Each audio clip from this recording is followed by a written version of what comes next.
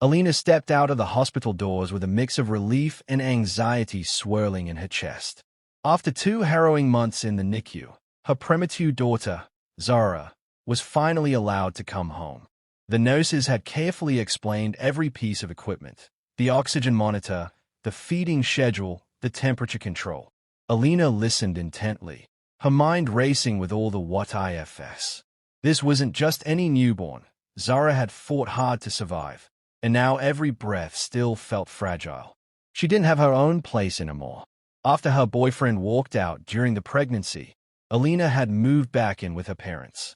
They insisted it was for her own good, offering help and stability. But that help often came in the form of passive-aggressive remarks and eye rolls. Her mother acted like she was doing Alina a favor just by letting her stay, and her father barely acknowledged Zara as anything more than an inconvenience. The first day home was tense. Alina tried to set up Zara's oxygen monitor in the guest room, carefully following the nurse's instructions. Her dad walked in, frowning at the beeping. "You really need all this noise," he muttered. Her mom added, "You're acting like the baby's made of glass. Babies are stronger than you think." Then there was Josh, her 19-year-old brother who hadn't worked a day since graduating high school.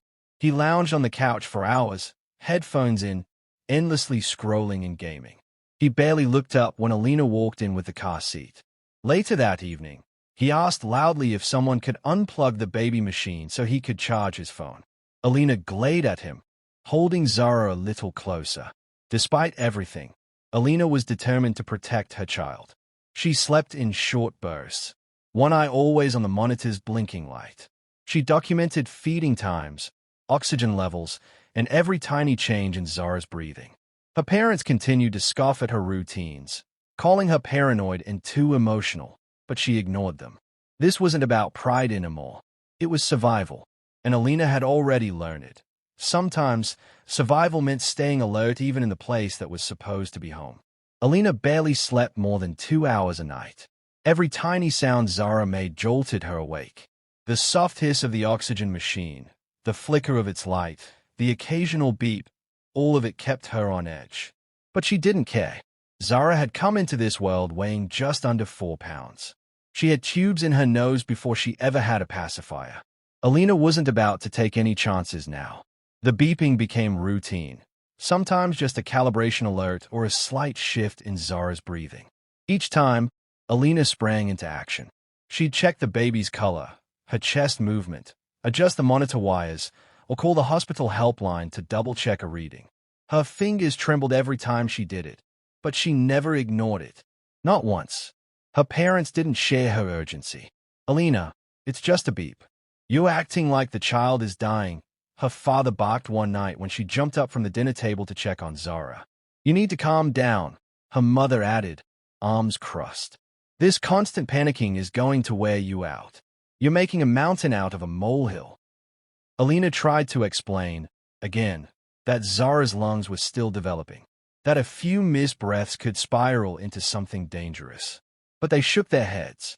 Her father told her she was being soft and overattached. Her mother blamed it on new mom hormones. Josh made it worse. One afternoon, when the monitor beeped and Alina bolted from the kitchen to Zara's side, he groaned loudly and said, "Seriously? Again with the alarms? Maybe the baby's just tired of the noise too." Every time she reacted, she felt judged, like her instincts were being mocked. Then the suggestion started. "Let me watch her for a bit. Go nap," her mom offered, but it felt more like a demand. "Why don't you trust us?" her father asked with a scowl. "You think we're stupid." Alina knew the difference between help and interference. She didn't want them silencing alarms or turning off machines just to prove a point. But every day, their comments chipped away at her confidence. She began questioning herself, wondering if maybe, just maybe, she was being too anxious. Still, every time the monitor made a sound, she moved. Quickly, even if it meant being ridiculed. Because one thing Alina had learned in the NICU was this: you never assume your baby is fine, until you're absolutely sure. It was just after 9 p.m. when the tension began to bubble. The house was dimly lit, the soft hum of the ceiling fan mixing with the quiet rhythm of Zara's breathing monitor in the corner of the guest room. Alina had finally settled her daughter into a deep, peaceful sleep. The oxygen levels were stable. For the first time that day, she felt a sliver of calm. She stepped into the living room for a few minutes, clutching her lukewarm tea. Josh was sprawled across the couch, mumbling curses under his breath. His phone charger lay broken in half, the wire frayed and useless. "Who keeps messing with my stuff?" he snapped, tossing the cable onto the floor. "I've got someone waiting on a call." Alina glanced toward the guest room, already uneasy. "I think there's an extension cord in the storage cabinet," she offered quietly. Josh ignored her. "I just need to plug in my phone for 5 minutes. Literally 5. What's the big deal?" Her dad looked up from his newspaper and shrugged. "Just unplug that beeping machine in there for a bit. The baby's sleeping anyway, right?" Alina froze. "No, absolutely not. That monitor tracks her oxygen levels. If they drop and I don't know." "Oh, relax," her mom cut in, walking toward the hallway. "You're overreacting again. Josh needs to take an important call. She's not going to stop breathing in 10 minutes. "Mom, please don't," Alina pleaded, panic creeping into her voice. But her mother had already disappeared into the guest room. A moment later, the monitor's steady beeping went silent. Alina's breath caught in her throat. The silence felt deafening. She rushed past her mother, who was casually walking out of the room, and looked at the unplugged monitor, the black screen a cold slap to the face. Zara lay still, chest rising and falling softly. For now, Alina frantically plugged the machine back in, heart racing. As it rebooted, she hovered over Zara, eyes darting between her baby's chest and the monitor's screen. "You see? She's fine," her dad called from the living room. "Seriously, Alina, chill," Josh muttered while scrolling. "You act like every little thing is the end of the world." Alina couldn't respond. Her throat was tight. Her hands were shaking. This wasn't just a monitor. It wasn't just a machine. It was the one thing standing between her baby and danger, and they treated it like a nuisance. She stared at them from the hallway, rage and disbelief swirling in her eyes. They didn't get it. They never had. But one day soon, she knew they would. The silence didn't last long. Just minutes after the monitor had been reconnected, Alina noticed something strange, something instinctive.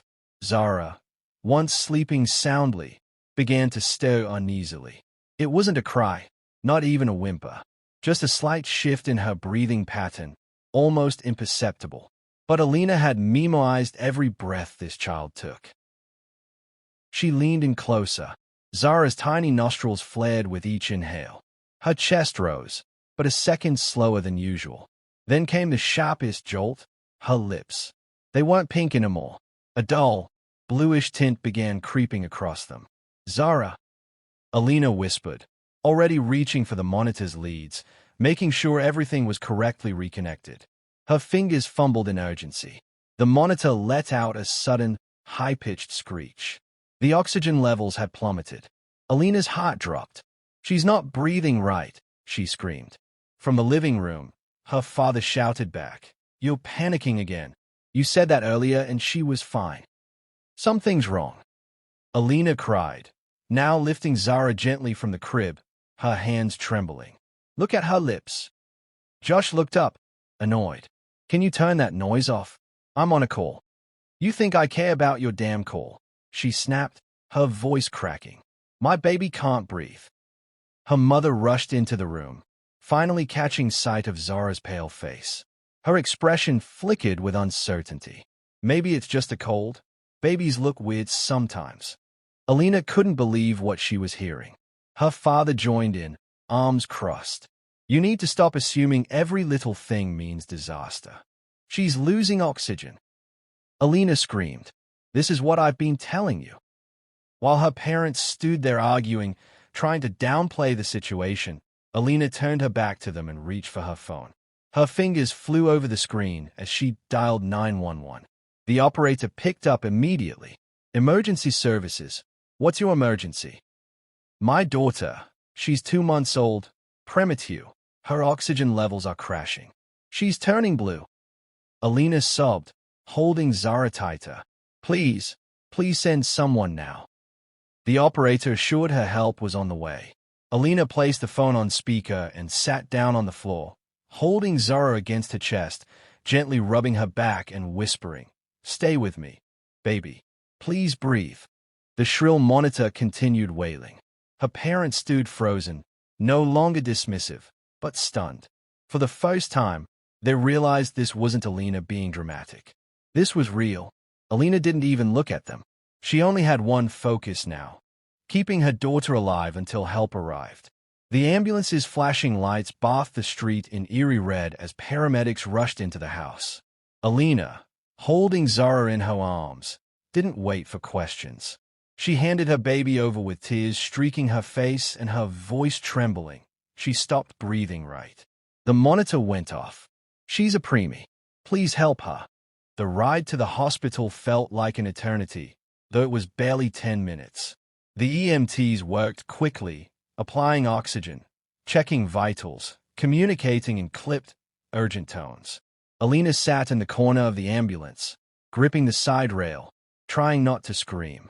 At the ER, Zara was rushed into a pediatric trauma bay. Alina followed as far as they'd let her before Nace gently but firmly held her back.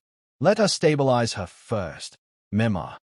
She stood there frozen, helpless, staring through the glass window as doctors surrounded her baby, her entire world, with wires, masks, machines, and monitors. Her legs nearly gave out beneath her. A few minutes later, a doctor emerged. He was young, calm, and serious. "She had a significant oxygen drop," he said. "It looks like you caught it in time.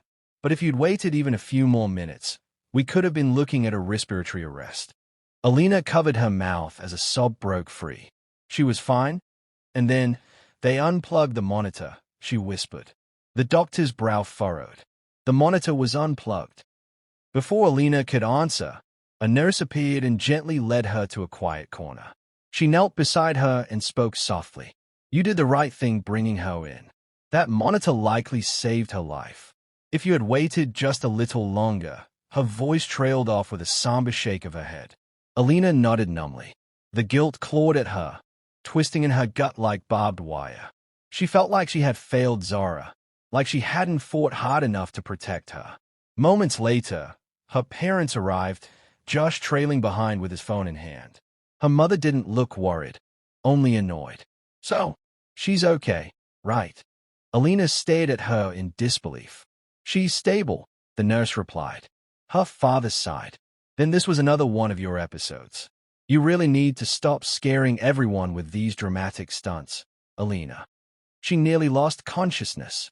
Alina snapped, her voice hoarse. The doctor said a few more minutes in. "Doctors always exaggerate to cover themselves," her mother interrupted. "Honestly, this whole thing is just more proof you need rest. You're not thinking clearly." Alina's jaw tightened. Her fists clenched. Rage bubbled beneath her skin. They weren't just in denial. They were rewriting the story to protect their ego. Her mother had unplugged the machine. Her father had backed it. Josh hadn't cared. And now, they stood here pretending it was all her fault again. She didn't say another word to them. Instead, she walked back to Zara's room, where her baby lay sleeping in a hospital crib, small but fierce. Alina pulled up a chair beside her and took her hand gently in her own.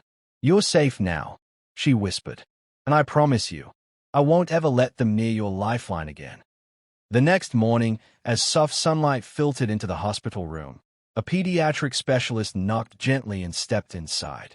She introduced herself as Dr. Renee Madhu, the lead consultant for neonatal follow-up cases. Her tone was calm and warm, but her eyes were observant, quietly reading every expression on Alina's exhausted face. "I wanted to talk with you privately, if that's okay," Dr. Madhu said. Alina nodded, her arms instinctively wrapping around her sleeping daughter, who was now hooked to a new monitor under hospital supervision. They stepped into a quiet counseling room just down the hall. Dr. Madhu sat across from Alina, clipboard in hand, but not writing, just listening. "I reviewed Zara's chart. You did the right thing bringing her in. But I need to ask, can you tell me what happened at home before her oxygen dropped?" Alina hesitated, fingers twitching on her lap. They unplugged the monitor. She whispered, voice brittle. My brother said he needed to charge his phone for a call. My mom just unplugged it. Dr. Madhu's expression shifted subtly. Not surprise, concern. Alina looked down, shame flooding her chest. I didn't let them. I told them not to. But they think I'm overreacting. That I treat Zara like she's made of glass. They? Dr. Madhu asked softly. My parents. And my brother. There was a pause. Then the doctor leaned forward, her voice still gentle but firmer now. Alina, I need you to hear this clearly. Unplugging a life monitoring device for convenience, even just for a phone, isn't just careless. It's dangerous. It's considered neglect.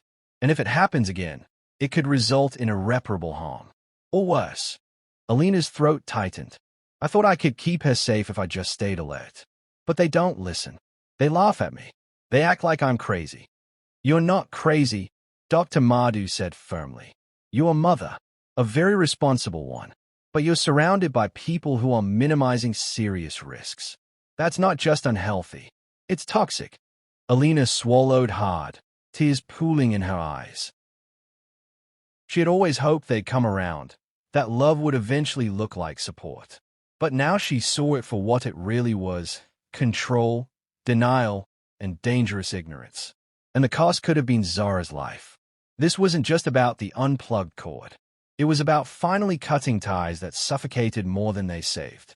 Alina waited until Zara was safely discharged and sleeping soundly in her hospital crib before making the call. She returned home the next afternoon, her heart heavier than the diaper bag on her shoulder. The moment she stepped inside, the familiar coldness returned, like the air itself was laced with judgment. Her mother barely looked up from folding laundry. Her father sat on the couch reading a newspaper.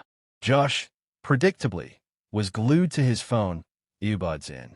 No one asked how Zara was doing. Alina cleared her throat. We need to talk. Her mother let out a tired sigh.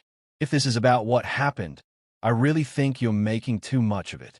You unplugged her oxygen monitor, Alina said sharply, to charge a phone.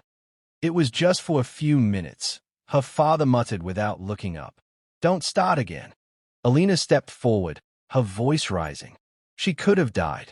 The doctor said another few minutes, and her brain could have been starved of oxygen. Do you get that? Josh chuckled without looking up. Well, she didn't die. She's fine, isn't she? You always act like the world's ending. Alina turned to him, stunned. You think this is funny? He shrugged. You're just dramatic. You always have been. Her mother crossed her arms. And ungrateful. We've done nothing but give you a roof over your head, and you twist everything into some horror movie scene. We made a mistake, sure, but don't act like we're monsters. Alina stared at them, her pulse pounding, realization sinking deeper than ever before. There would never be accountability here, never understanding, and never safety, not the kind her daughter needed.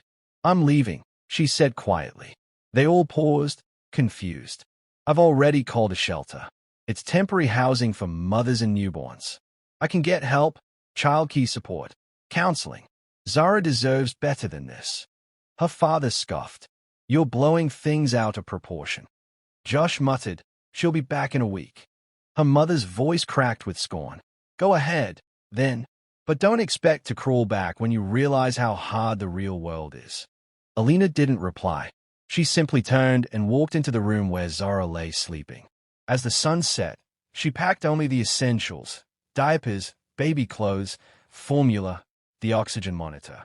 Zara stirred slightly in her crib, and Alina picked her up gently, holding her close. We're going somewhere safer, baby, she whispered, where no one ever gets to unplug you again. That night, she left without looking back. A taxi idled at the curb. The shelter wasn't glamorous, but it offered something her family home never had: peace, safety, and a future. It wasn't just a choice. It was a beginning. The shelter wasn't luxurious. The walls were plain, the bed small, and the lighting too harsh. But for Alina, it felt like freedom. No more walking on eggshells. No more flinching when a monitor beeped. Hey, she could finally breathe. The first few days were overwhelming. Zara still needed round-the-clock attention, and the transition to a new space disrupted her sleep. Alina was running on coffee and hope, rocking her baby through the night and whispering lullabies with a hoarse voice. But even in exhaustion, there was relief. Every decision now belonged to her. One of the caseworkers helped her enroll in a support program for young mothers. Another helped her apply for a basic welfare stipend and connected her to a part-time remote job doing data entry for a small logistics company. The pay wasn't great, but it was flexible, just enough to keep them afloat while she figured things out. Each morning, Alina balanced Zara on one knee and her laptop on the other, tapping away at spreadsheets while her daughter napped nearby. She turned a small corner of their shelter room into a cozy station, a borrowed bassinet, a foldable table, a sticky note with the words "You're stronger than you think" written in blue pen. In the evenings, when she wasn't too drained, she joined an online support group for NICU moms. There, she found women who truly understood, women who'd spent nights crying over breathing machines and celebrated tiny victories like full feedings and steady oxygen levels. They didn't call her dramatic. They called her brave. They listened. Some shared stories eerily similar to hers. Family members who didn't understand, who dismissed their fears, who unplugged monitors thinking they knew better. Hearing them gave Alina strength. She wasn't alone, and she wasn't crazy. The group became her second family. They cheered for every milestone Zara hit, gaining a few ounces, holding her head up longer, sleeping through 2 hours straight. They reminded her to rest, to eat, to give herself grace. As weeks turned into months, Alina began to notice the shift within herself. Her voice didn't tremble as much when she spoke. Her hands didn't shake when she adjusted the monitor. She began looking into scholarships for single mothers, dreaming of a return to school. She even started journaling again, rediscovering the love of writing she had buried long ago. Life was still hard, but it was hers. For the first time in a long time, Alina felt something close to joy. Not the explosive kind, but a quiet, steady kind that settled in her bones. Peace. And it was growing stronger with every breath her daughter took. A few weeks after settling into her new life, Alina received an unexpected phone call from the hospital.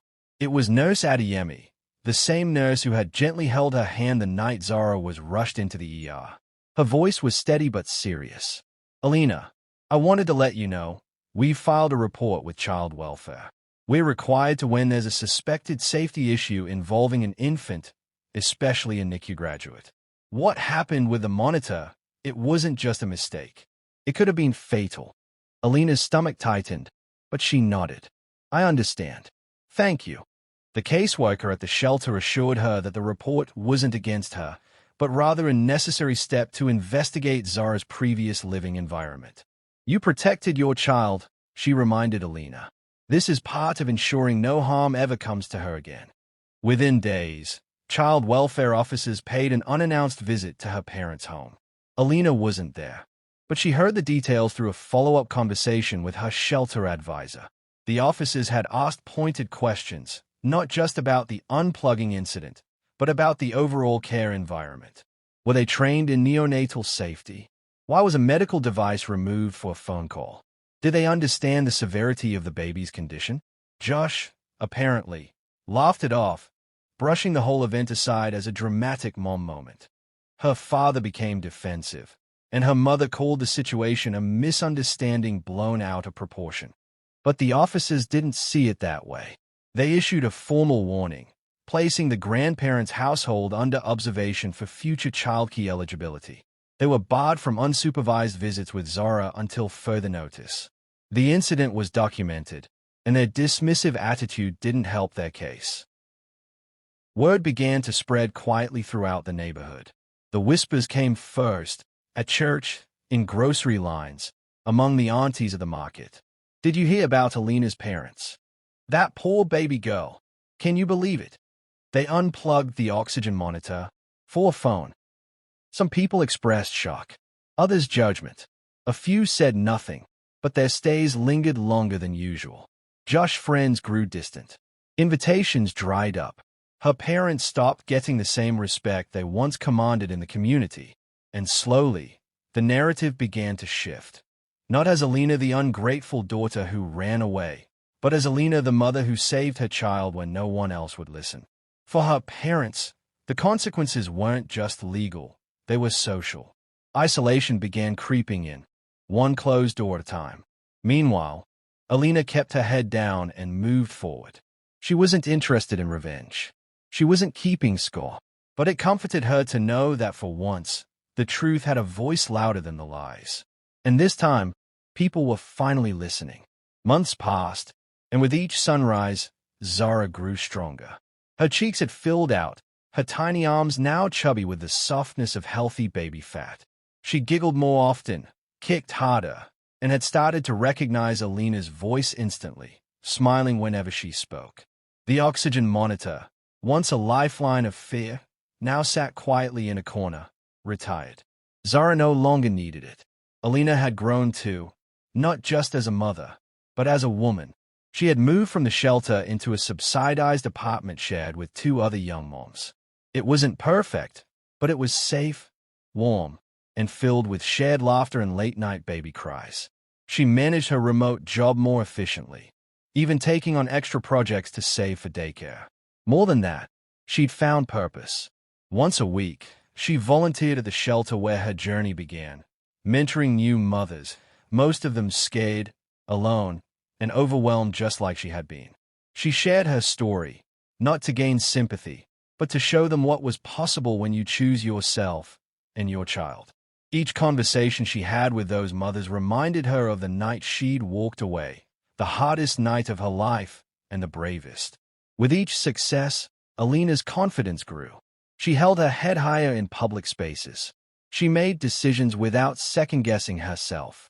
The voice inside her, the one that once whispered doubt and fear, was now steady, certain, calm. Then, one evening as she rocked Zara to sleep, her phone buzzed. A familiar number lit up the screen. Her mother. Alina stayed at the screen, unmoving. A second later, another call came through. This time, her father's number. She didn't answer. There was no need. Not because she held a grudge, but because she had nothing left to prove. They had called her dramatic, weak, and ungrateful. But the life she had built, one breath, one bottle, one brave decision at a time, was proof of her strength. As she looked down at Zara, peacefully asleep in her arms, Alina knew she had finally come full circle. She didn't need their validation. She had her daughter, her voice, and her future all safely in her hands. Late one night, long after Zara had fallen asleep and the apartment was wrapped in silence, Alina sat alone at the kitchen table with a pen and paper. The soft hum of the refrigerator was the only sound around her. Her thoughts were heavy but clear, and her hand moved steadily across the page. She didn't write to be forgiven. She didn't write to be understood. She wrote because the words had lived inside her for too long, buried, unspoken, unfinished. You thought I was overreacting. You thought I was emotional, irrational, dramatic. But what you didn't see, or didn't want to see, was that I was right. You almost killed my child. You say you love me. You say you love her. But love doesn't unplug a baby's lifeline to charge a phone. Love doesn't mock a mother for protecting her child. You called it help. I call it harm. You called it love. I call it betrayal. Her hand trembled slightly, but her heart felt lighter with every sentence. You laughed when I panicked. You told me I was making it all up. You stripped me of confidence, one comment at a time. And yet, I still hoped you'd change. I waited for you to see what you did. But you never did. And maybe you never will. But that's no longer my burden. She signed it without a name. The letter wasn't for them. It was for her. Alina folded the paper carefully and walked over to the small balcony that overlooked the city's quiet night. She struck a match, lit the corner of the page, and watched the flame consume her pain, line by line, until it crumbled into ash.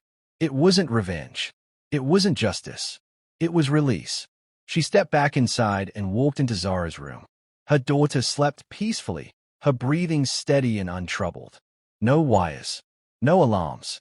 No fear. Alina leaned down and kissed her soft cheek. I promise you, she whispered, you will never have to survive what I did. Then she stood at the doorway for a long moment, her eyes filled with something stronger than grief or rage, peace. Because in burning that letter, she didn't just let go of the past. She stepped fully into the life they never believed she could build. Weeks later, with Zara napping beside her and the soft afternoon sun streaming through the window, Alina opened her journal, the same one she had started during her pregnancy, now filled with pages of fears, hopes, and quiet victories. She hadn't written in it since the night she burned the letter. But now, something inside her told her it was time to close the story. She picked up her pen and began to write slowly, deliberately, not out of pain, but from clarity. They thought it was just a plug, just a chord, just a silly overreaction from an exhausted young mom. But it wasn't just a plug. It was her lifeline, the fragile thread between breath and silence, between life and loss. And when they yanked it out, they didn't just disconnect a machine. They disconnected trust, safety, love. She paused, listening to Zara's gentle breathing. It soothed her now, not because it was loud or obvious, but because it was steady, the sound of a child who finally had space to grow without fear. For so long, I believed I had to stay small to be accepted, that I had to keep the peace by letting others trample mine. But becoming her mother changed everything. She didn't just need protection, she needed a protector, someone who would stand up, walk out, and never look back. And I became that person. She closed the journal softly, resting her hand on its worn cover. The story didn't need more pages. It had already found its ending. In the quiet, her heart didn't ache the way it used to. It felt full of resolve, of gratitude, of new beginnings. If anyone had asked her what happened after she left, she wouldn't have talked about the shelter, or the struggle, or even the phone calls left unanswered. She would have said this: I took back the cord, the power, the future. I took back everything they told me I couldn't carry on my own. The screen fades to black, and in her voice, strong and certain, the final words are written in the air. They had no idea what was coming next, but I did. And it was freedom.